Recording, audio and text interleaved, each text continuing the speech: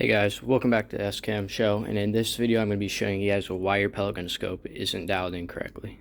Now what some of you don't know is when you mount the scope onto the gun, it's not automatically, it's not going to shoot exactly where you put the reticle every time. You're going to have to dial it.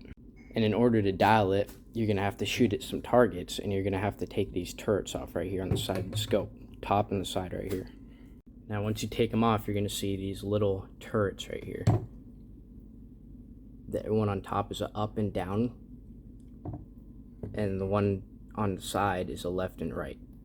Now you're going to need a penny or a screwdriver or something, and in the little notch you can actually click the turret, and that will move where the pellet will go and what you're aiming at. So let's say you get your pellet gun, you put the scope on, and you shoot from 20 yards away, and you shoot right there.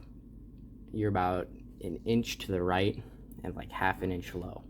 So what you need to do is, it's too far to the right, so you need to click it to the left.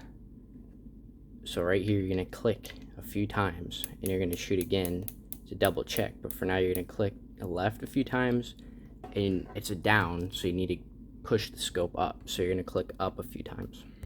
Alright, I just shot again, and we're a bit closer. We're still a little bit low and a little bit to the right, so we're going to have to keep edging our way there.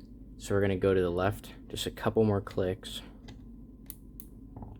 and then we'd go up just a couple clicks. Let's see.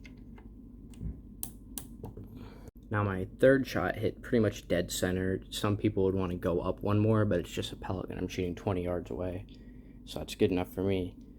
But if you guys had problems with your scope shooting where you didn't want to, that should help you guys. So thank you guys for watching the video, and please subscribe.